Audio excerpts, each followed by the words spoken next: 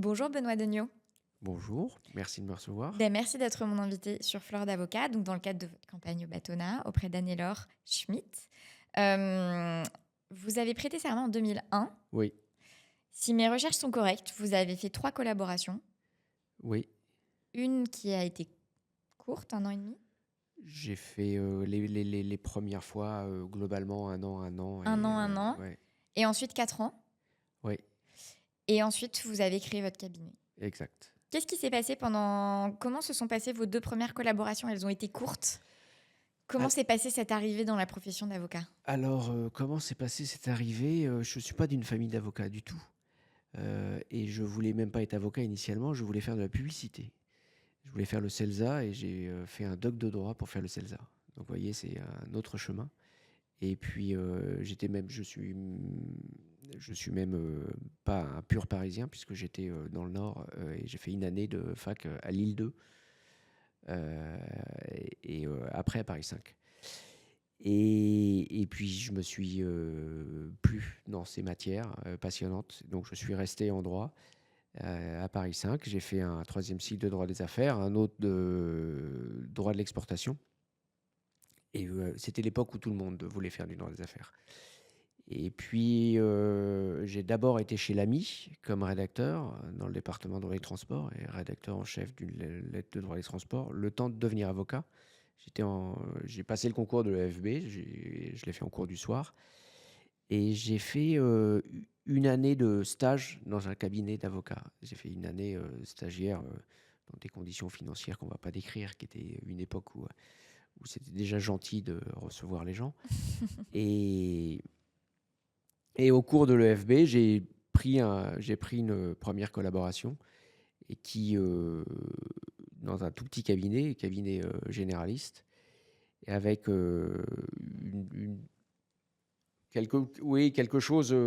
quelque chose qui, voilà, c'était peut-être un cabinet un petit peu fermé. Et puis, en fait, j'ai, par le plus grand des hasards, retrouvé un des associés du cabinet où j'avais été stagiaire, qui m'a dit: «On cherche quelqu'un, viens avec nous». Donc je suis parti au bout d'un an et donc j'étais collaborateur à nouveau à faire du droit des affaires, beaucoup. Et puis en fait, c'était 2 avocats à très forte personnalité qui venaient de créer une nouvelle structure et qui avaient beaucoup de mal à gérer leurs collaborateurs. Donc je suis parti et j'ai été dans ce troisième cabinet. Qu'est-ce Euh, que ça veut dire avoir du mal à gérer ses collaborateurs et euh, avoir une forte personnalité? Oui, ouais, vous entendez très bien ce que ça veut dire. Il y a des personnalités, on va même pas dire fortes. Il y a des gens qui sont pas capables de travailler en équipe, hein, et qui notamment peut-être déversent leur stress sur leurs collaborateurs. Donc on n'est pas là pour se faire piétiner. Et je suis parti. Et je sais que la collaboratrice qui était là est partie après. Et ça peut être très traumatisant, vous savez. Il y a des collaborateurs qui soit quittent la profession pour ça, soit mettent des années à se reconstruire. Quand vous entendez dire que vous êtes mauvais ou que vous ne devez pas changer de métier, c'est très cassant. Donc, je suis allé dans un troisième cabinet. Et dans ce troisième cabinet, j'ai passé le concours de la conférence que j'ai eu. Et donc, j'ai fait une année de conférence. Et à la fin de mon année de conférence, quand j'ai fait mon année de conférence, on m'a retiré une partie de ma rétrocession. Euh, alors, j'ai vu que vous avez reçu beaucoup d'anciens secrétaires, et il y en a beaucoup qui se font virer de leur collaboration. C'est quand même, c'est entre un tiers et la moitié d'une promotion, il faut le savoir.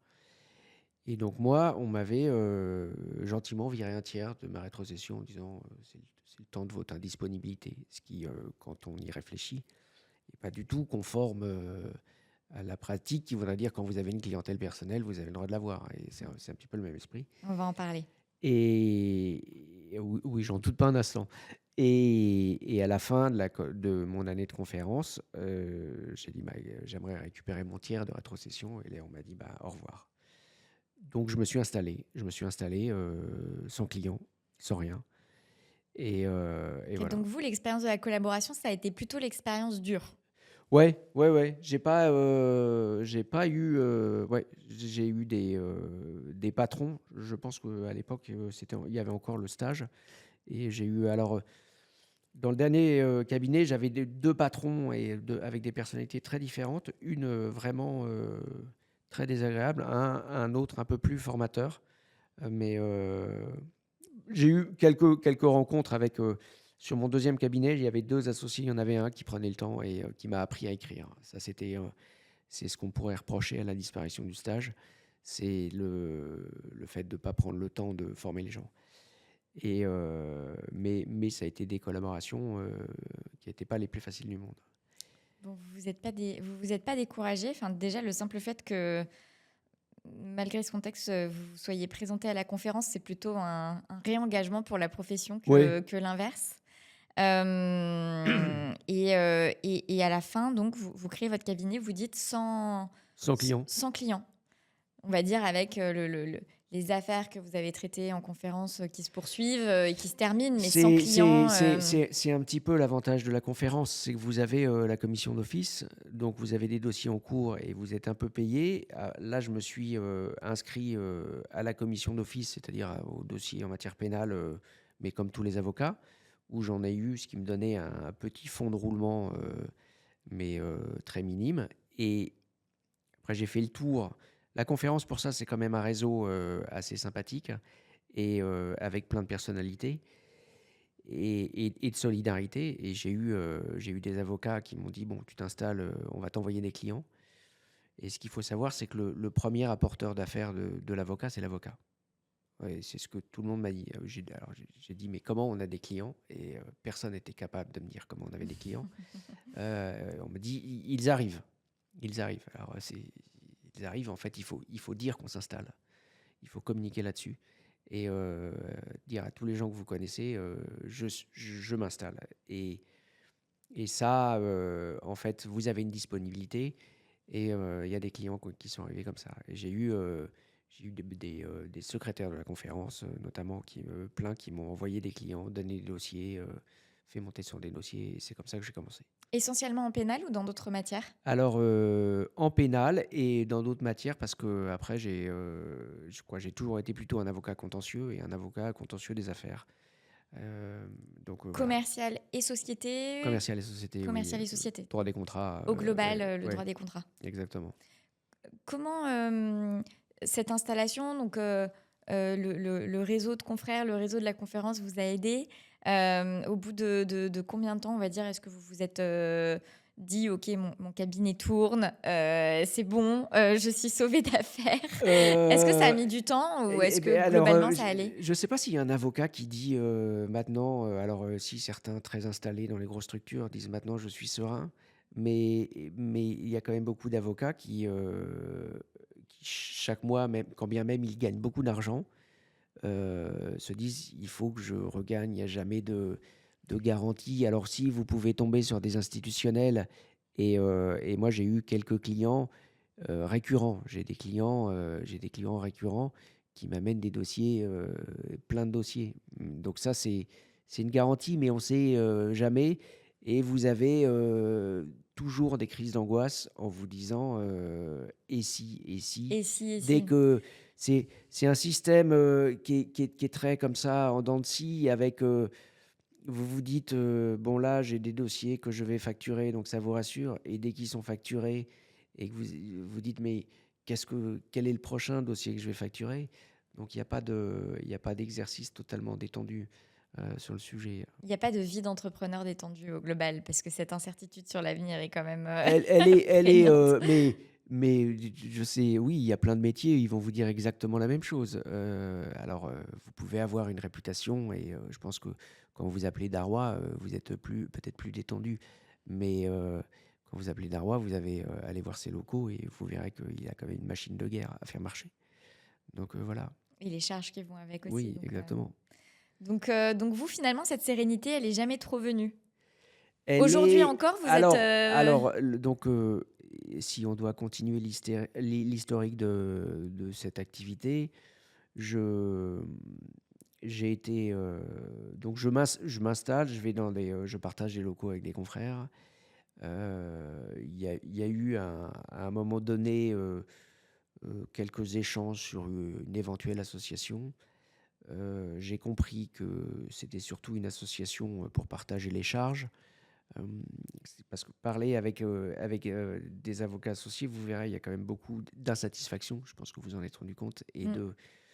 de courtes associations qui explosent, beaucoup de problèmes financiers. Donc j'ai quitté ces locaux pour m'installer avec des confrères qui étaient de ma génération, ce qui est toujours plus simple, parce que quand vous voulez vous associer, si on doit parler de l'association, il y a quand même beaucoup de choses. Et quand vous associez avec des plus âgés, avec des chiffres d'affaires plus élevés, vous avez des rapports de force qui sont parfois un peu difficiles. Donc c'est mieux de s'associer avec des gens peut-être de sa génération et qui ont le même regard sur l'argent. Parce qu'il y a des gens qui sont très économes, des gens qui sont très dépensiers. C'est compliqué. Et quand je suis arrivé dans ce nouveau cabinet, en fait, euh, je me suis fait élire au Conseil de l'Ordre. Et donc là, quand vous êtes au Conseil de l'Ordre, c'est pas du tout, vous êtes pas du tout bankable, quoi. Vous êtes, Bah oui, oui, puisque 30 à 50 de votre temps, vous le passez sur du c'est pro ça. bono, donc globalement, le chiffre C'est ça, le chiffre d'affaires, d'affaires. Pour tout vous dire, il y a eu un moment donné où j'ai perdu 50% de mon chiffre d'affaires. Donc j'ai levé le pied parce que oui, voilà, je travaillais 50% du temps gratuitement pour l'ordre. Et je me suis dit, bon, là, ça devient dangereux. Et vous savez, justement, on dit, on ne sait pas comment les clients arrivent. J'ai eu un petit coup de chance, c'est que j'ai une consoeur avec qui j'étais collaborateur dans mon deuxième cabinet. On était dans le même bureau et qui m'a dit, j'ai mon associé qui part, je cherche un avocat senior pour traiter mes clients avec moi.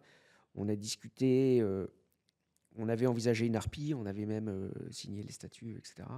Puis le Covid est arrivé, finalement, la harpie s'est pas faite, mais on partage les locaux et on est en partenariat. Donc, vous co-traitez les dossiers ensemble. voilà, moi j'ai une stabilité, une garantie financière aujourd'hui en droit de la construction, où j'avais déjà des clients en droit de la construction, donc je connaissais bien la matière.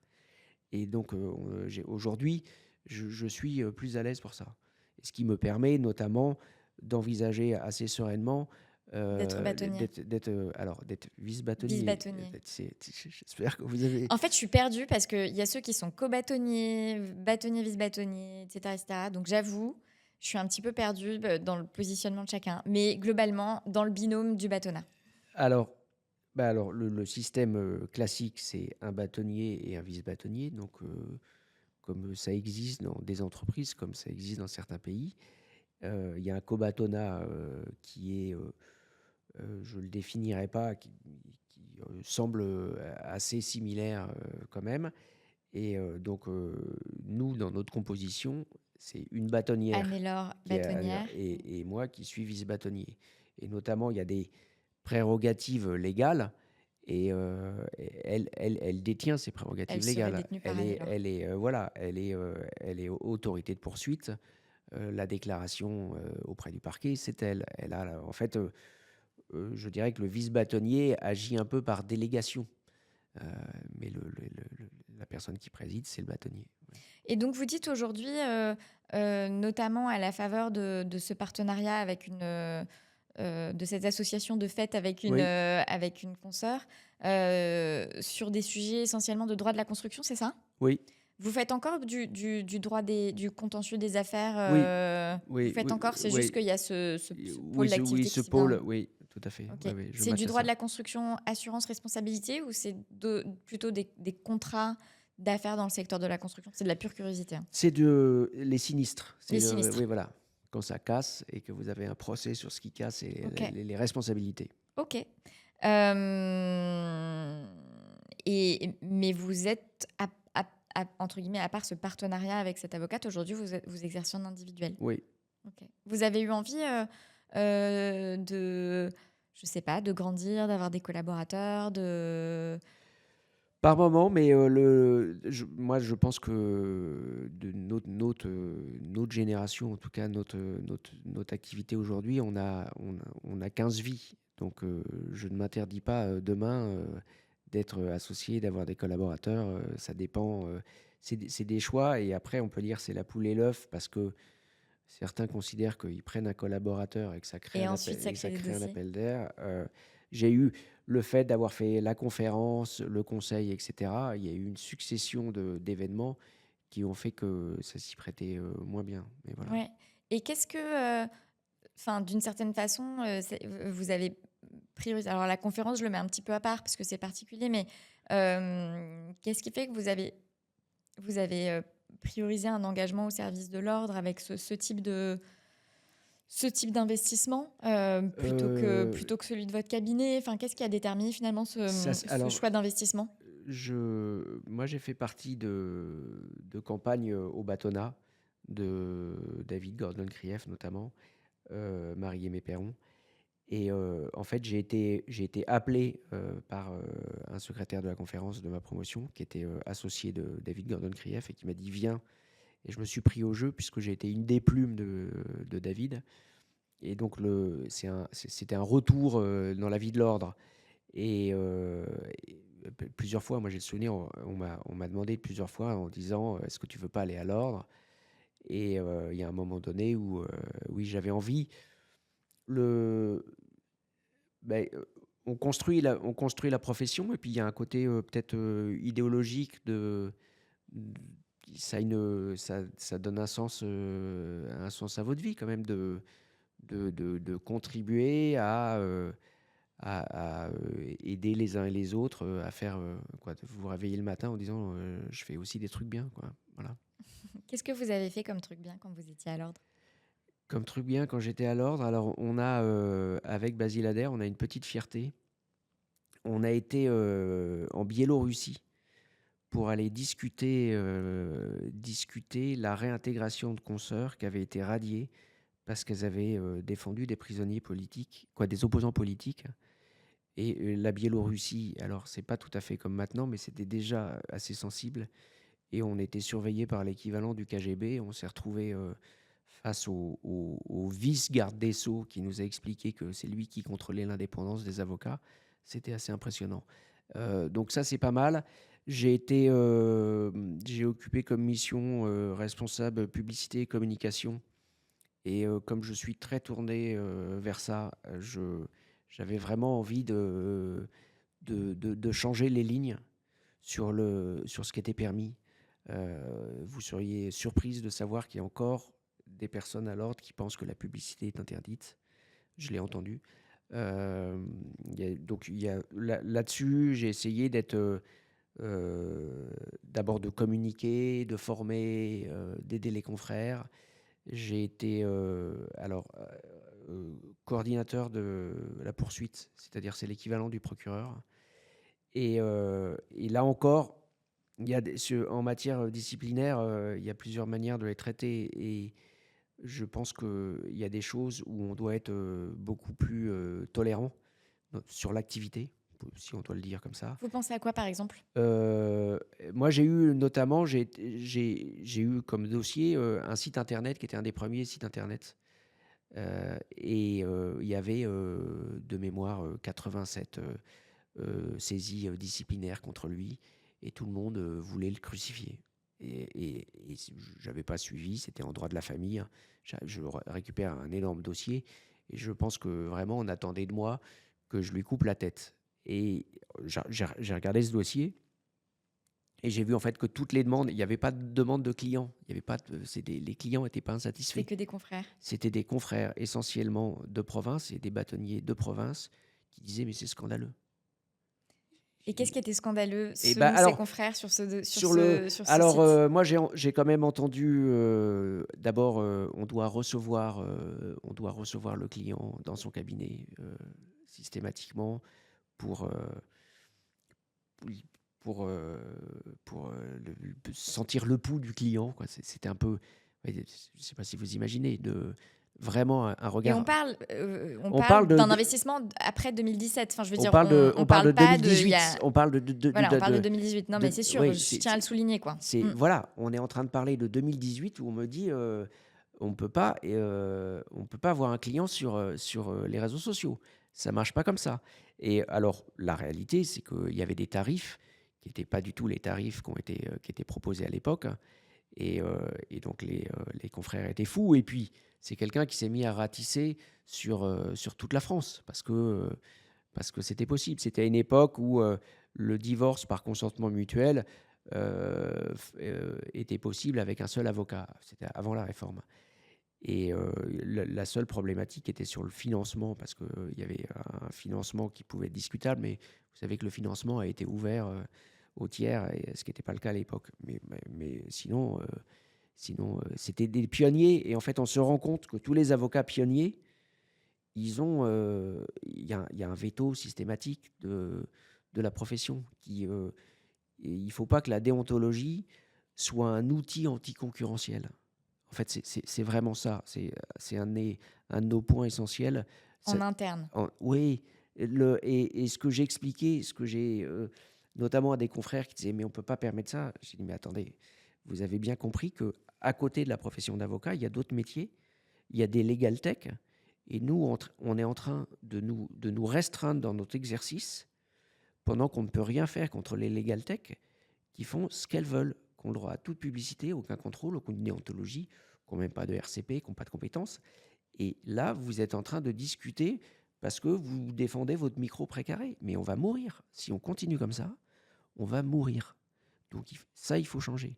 Et à côté de ça, puisqu'on parlait du disciplinaire, il y a un autre disciplinaire qui est celui des mauvais comportements et qui est pas réglé. Et là, ouais. Si on reste, parce que vraiment, ça, en tout cas, moi, globalement, j'ai deux activités. Enfin, il y en a une sur la communication et le marketing que j'ai significativement laissé de côté, mais sur laquelle j'ai beaucoup travaillé. Et donc, j'ai accompagné des avocats dans leurs problématiques de développement. Et ces sujets-là, voilà, je les ai rencontrés et je sais que ça les intéresse d'avoir des retours d'expérience de membres du Conseil de l'ordre qui ont été amenés à examiner ces situations en interne et ce qui peut être à la fois un rapport d'étonnement et un rapport de pratique.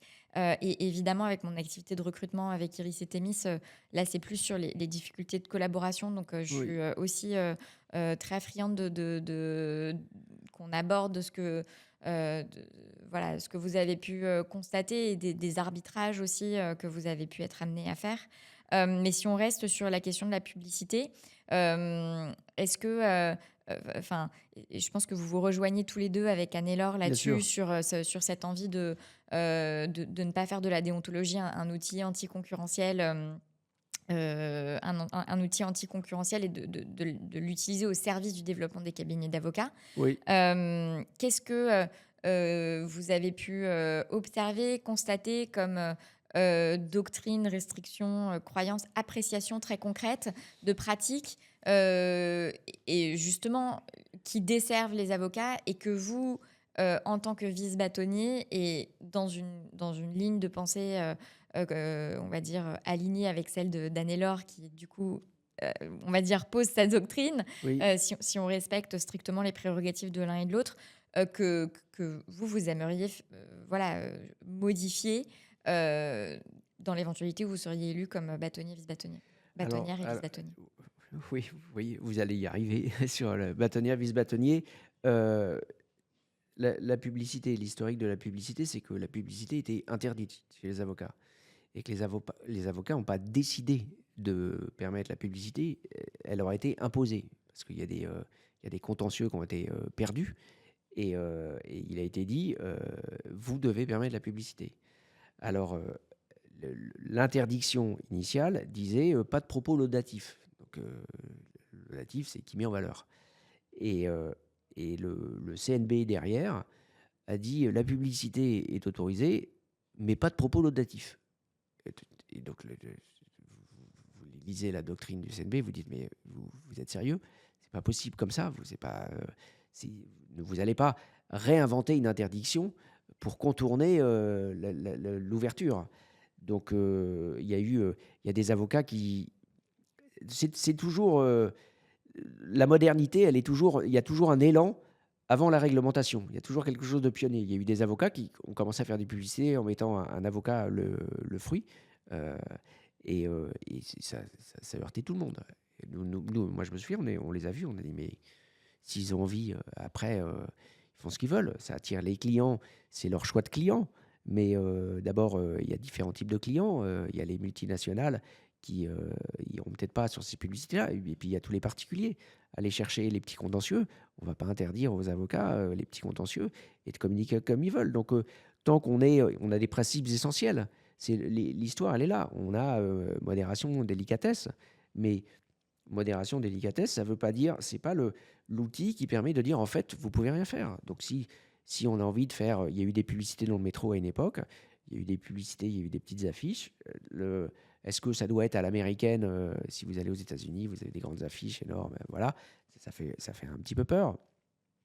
Mais si on doit traiter cette même question autrement, et quand vous parlez justement de la promotion des avocats et l'outil pour la promotion, moi j'aurais tendance à dire que l'outil n'a pas encore été... la martingale, on ne l'a pas trouvé.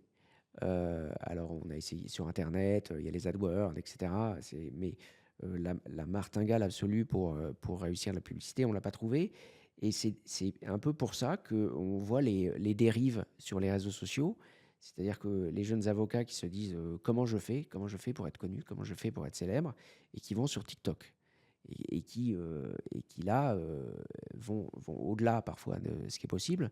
Et si on se souvient sur la communication, donc pas de publicité, puis à un moment donné, il y a notamment le parquet qui a le droit en matière pénale de s'exprimer sur les procès en cours et qui est le seul. Puis il y a des avocats qui se sont autorisés à aller sur les plateaux télé pour commenter, en disant parce que pour le contradictoire, j'ai aussi donné mon avis. Et puis on a poussé un petit peu les lignes, et à tel point qu'on a poussé les lignes, c'est-à-dire qu'il y en a certains qui ont été très très très loin, et on tombe des nues sur certains comportements que l'ordre doit freiner. Mais moi, ce que j'ai tendance à dire pour ça, c'est que la première chose, il y a une formation.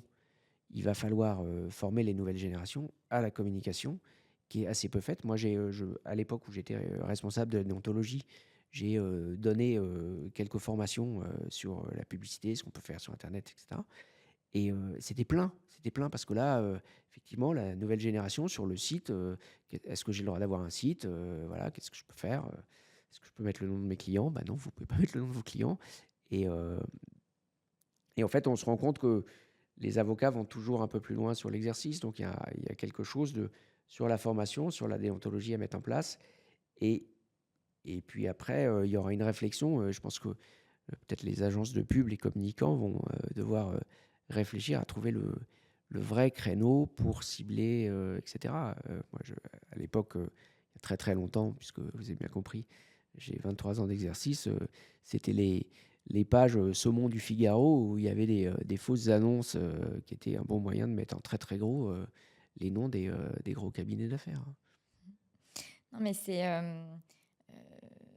on va dire, moi je trouve ça très bien de faire de la prévention, qu'il y ait des formations. Je pense que c'est la moindre des choses en fait. Et d'ailleurs, ça devrait être des formations. Et je pense que c'est d'ailleurs de plus en plus le cas dans les écoles d'avocats qui sont intégrées dès les écoles d'avocats. Et puis ensuite, avec des formations continues, au fur et à mesure de l'apparition de nouveaux canaux, de nouveaux médias, Bien sûr. de nouvelles tendances de communication. Et ça, c'est avec la société que ça évolue. Euh, Cela étant, je pense que le vrai questionnement ce qui quand même à un moment motive, et c'est pour ça que le droit est ce qu'il est, c'est finalement le rapport bénéfice-risque. Et on en revient toujours à quels sont les risques réels. Je pourrais faire le parallèle avec l'application du RGPD, où globalement les entreprises ont quand même globalement commencé à vraiment prendre le RGPD au sérieux, passer, on va dire, les grosses corporations, quand elles ont commencé à voir la CNIL prendre des sanctions sévères, y compris pour des petites entreprises, etc., etc. Donc on en revient quand même un peu toujours à bon, ça c'est ce qu'on nous dit en prévention et en formation qu'il faut faire ou ne pas faire. En réalité, qu'est-ce qu'on observe ou qu'est-ce qu'on n'observe pas comme sanction, et donc finalement, quelle est ma licence réelle si je fais mon appréciation du risque concrète. Mais euh, typiquement avec Anne-Laure, on évoquait, elle disait que elle, ça lui avait tordu le ventre quand elle était membre du Conseil de l'ordre, et que elle s'occupait des questions de publicité, de devoir appliquer une doctrine selon laquelle le fait de parler d'un domaine d'expertise Oui. euh, était interdit parce que c'était proche la notion de mention de spécialisation Exactement. assimilée à, et qu'elle trouvait ça in concreto beaucoup trop strict. Vous, est-ce qu'il y a des sujets équivalents où vous vous dites aujourd'hui, il y a des doctrines qui sont euh, une interprétation trop stricte de la réglementation actuelle en matière de publicité et que vous espérez pouvoir impacter favorablement et apporter plus de souplesse par rapport à ce que vous avez pu observer, vous, quand vous étiez, encore une fois, vous y êtes plus aujourd'hui, peut-être que les pratiques ont évolué, mais par rapport à ce que vous avez constaté et ce qui vous motive à vouloir vous dire, il faut qu'on apporte de la souplesse, il faut qu'on permette aux confrères d'être compétitifs et que cette déontologie ne soit pas un frein dans le développement de leur activité et par rapport à effectivement des acteurs qui sont pas soumis à cette déontologie. Oui, alors avec Anne-Laure, on avait fait un rapport commun déjà à l'époque, pour vous dire, justement sur ces Sur le notions sujet. et qui était en opposition avec le CNB. Le CNB qui nous avait proposé 3 choix, qui étaient 3 choix pour fermer, une fois encore, l'accès à la communication. Donc le- je pense que de manière générale, vraiment, il faut ouvrir, c'est-à-dire permettre la publicité, permettre sur tous les supports. Le Moi, j'entendais, notamment, un autre candidat dire, «Il faut pas aller sur TikTok». On peut pas avoir un a priori de principe sur un nouvel outil. Vous voyez? Ça, c'est un exemple très concret où, j'ai entendu le même dire, les, les commentaires avec, anonymes ou avec, des pseudos, il y a une présomption de culpabilité. Si vous voulez, moi, j'ai tout de suite, j'ai pris la parole en disant: «Mais d'abord, la présomption de culpabilité dans la bouche d'un avocat, ça me fait un peu bondir» et puis on a connu des noms célèbres sur les réseaux sociaux. J'ai cité tout de suite Maître Eolas, qui était un des pionniers. Heu, vous voyez, il y a des choses vraiment extrêmement lourdes, des automatismes de faux modernes qui disent où je suis moderne, et dès que vous creusez sur le sujet, il y a, et c'est en fait ça ce que je voudrais bouger comme ligne. C'est-à-dire que quand de manière générale, on dit mais vous êtes moderne, il n'y a pas un avocat qui va dire non, non, moi je suis plutôt pour une pratique du 19e siècle. Mais dès que vous rentrez dans le détail, il se braque complètement. Pour vous donner un exemple, il y a des WhatsApp d'anciens membres du Conseil de l'ordre, il y avait des publicités des notaires. Et il y avait des avocates en droit de la famille qui disaient c'est super, on devrait faire pareil. J'ai dit mais t'es sérieuse? Dès qu'il y a une publicité d'avocat, t'es scandalisée, tu veux la faire interdire parce que ça te choque. Et ça a été: «Ah moi je suis pour une publicité, de la profession, mais pas des avocats». Mais non, mais on parle de ça en fait. On parle vraiment de ce mécanisme où, où il y a la déontologie et le disciplinaire sont là pour bloquer la concurrence. Il faut arrêter ça. D'autant plus qu'on a des textes qui les permettent. Donc on vient pas rajouter systématiquement une ligne qui est une ligne d'exception en disant: «Non mais là, on n'a pas le droit». Non, mais c'est comme un rejet, c'est intéressant parce que les avocats qui se targuent du caractère libéral de leur activité et qui donc sont des entrepreneurs d'une certaine façon presque comme les autres, sont, se comportent comme des salariés de l'ordre, c'est-à-dire comme si il y avait vous Oui, voyez ce que je veux dire? Comme si en fait il y avait une grande entreprise des avocats de France qui serait une entreprise, mettons privée, et que, enfin, c'est extrêmement paradoxal, en fait, comme, c'est terrible. mais moi, c'est aussi quelque chose que enfin, c'est aussi quelque chose que j'identifie sur d'autres sujets, dans le sens où, je trouve que l'ordre a bon dos parfois. C'est-à-dire de dire: «Oui, il faut que l'ordre fasse ceci, il faut que l'ordre fasse cela». il faut que l'ordre forme, il faut que l'ordre prenne en charge tel type de formation, tel type de sensibilisation, et cetera, et cetera. Hem, je veux dire, Oui, formez-vous. Enfin, je veux dire, on est prenez votre argent dans votre on trésorerie est et allez. libéraux, Vous oui, voyez ce que je veux bien dire? sûr, oui, oui. Et cette articulation responsabilité individuelle, responsabilité de l'ordre, ce que l'ordre doit prendre sous sa coupe, versus, enfin, je fais le parallèle par rapport à ce que vous dites, mais c'est vrai que c'est très surprenant comme réaction sur ce sujet précis de la Mais communication, de la publicité. c'est vraiment très important parce que ce qu'il faut bien comprendre, c'est que les avocats sont pas, ont plus le monopole de leur activité. Et les avocats l'ont perdu. Donc on a des concurrents et, et si on n'est pas réactif vis-à-vis de ces concurrents, on va disparaître. Mmh. Donc il faut, il y a, Anne-Laure a dû vous l'expliquer sur le fait de faire la promotion des avocats par rapport aux autres et nos avantages concurrentiels. Mais on a un enjeu colossal. Oui, vous avez entre guillemets, corporation cet enjeu. Après, encore une fois, je veux dire, les avocats peuvent en faire Oui, la promotion aussi. oui, Vous voyez ce que oui, je veux oui, dire mais à non, titre non, individuel, quoi. mais on fera, Mais oui, bien sûr, je mais vous rejoins, il je y vous a, rejoins. oui, voilà. Il nous reste 5 minutes parce Ah, qu'on a commencé avec un petit peu de retard. d'accord. On n'aura pas le temps de tout aborder. Moi, ce qui m'intéresse, c'est si on parle plus des sujets justement de relationnel et de relations de collaboration, notamment, Oui. ce sur quoi vous avez pu travailler, encore une fois, comme coordinateur d'autorité de poursuite.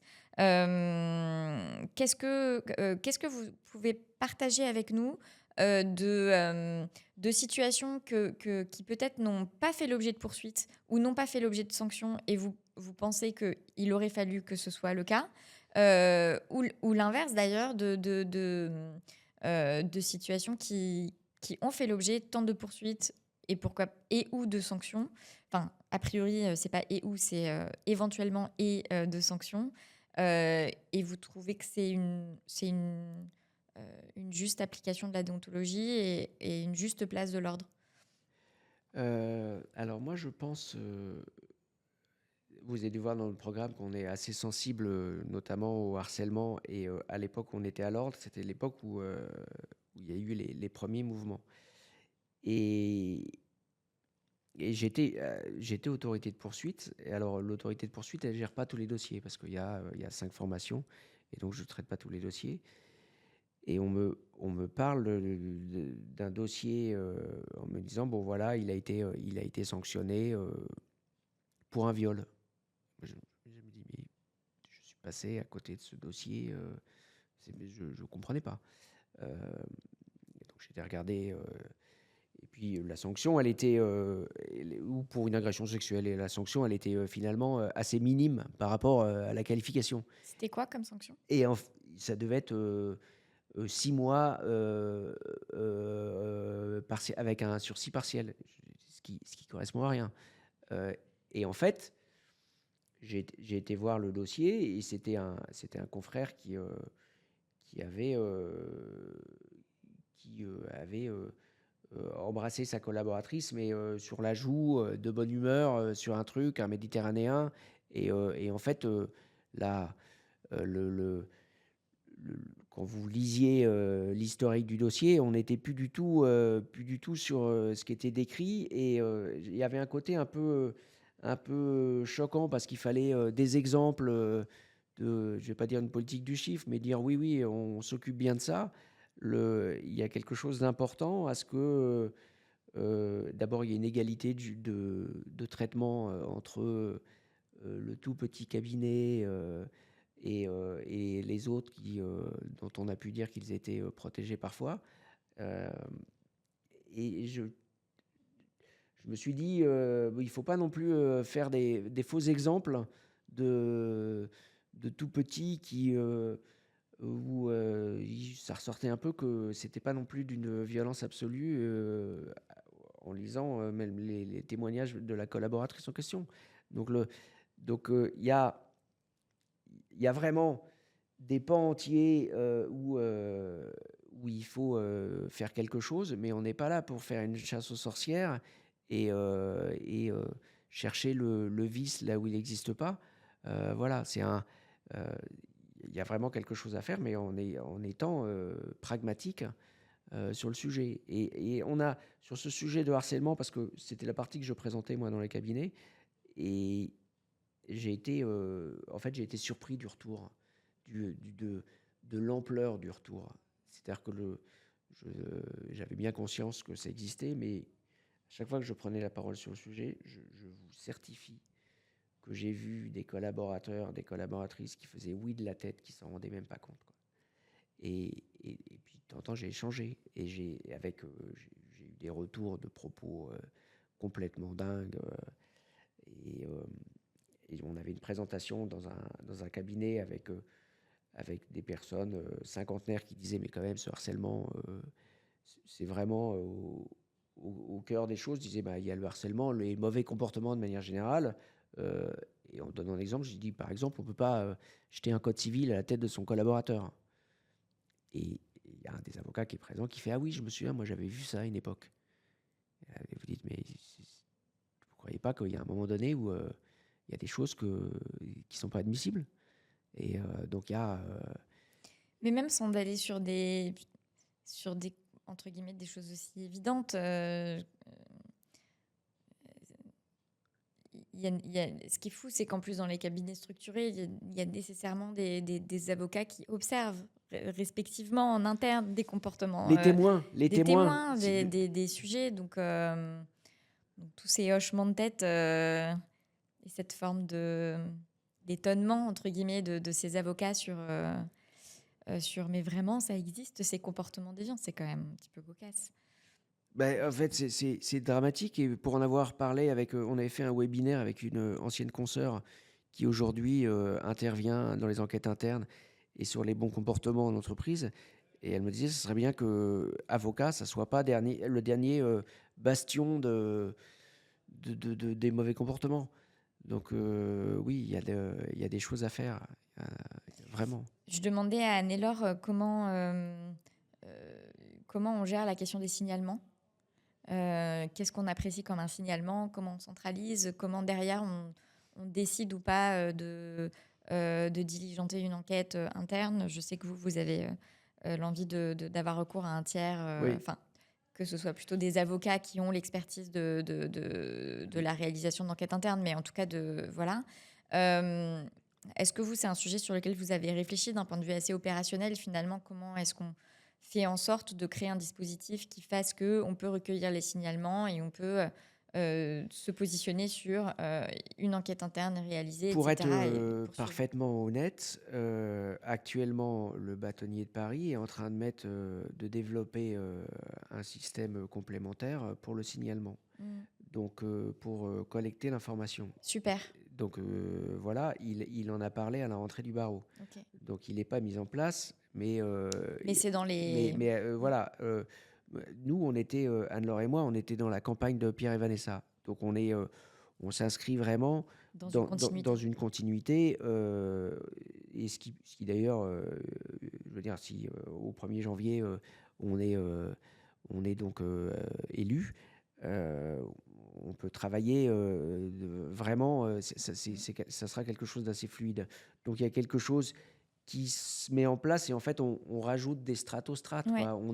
C'est Ce qui est toujours mieux plutôt que de réinventer la oui, roue à chaque fois. oui, l'objectif est pas de réinventer la roue. Et quand j'ai entendu cette annonce, je me suis dit oui, ça va vraiment dans le bon sens. Voilà, donc il y a un signalement. Moi, j'avais vu, il y a la Comadis et on voit parfois la difficulté d'aller jusqu'à la Comadis. Donc le fait d'avoir prévu un anonymat des signalements, ce qui ne veut pas dire un anonymat des poursuites, hein, il y a un contradictoire, mais au début, ne serait-ce que pour permettre les témoignages. Vous le disiez, on voit les choses et on ne le signale pas, de permettre les témoignages. Et donc là, il y aura une possibilité de fluidifier l'information et après, ça repart en interne avec les services qui sont là. En fait, globalement, on a les textes. Hein, c'est juste l'envie. Il y a des philosophies pour et contre, quoi. Et ça se voit vraiment.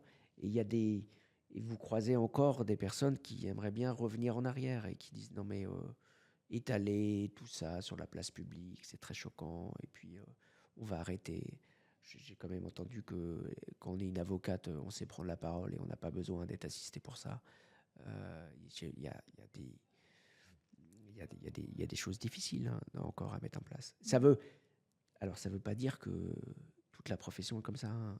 Soyons bien clairs.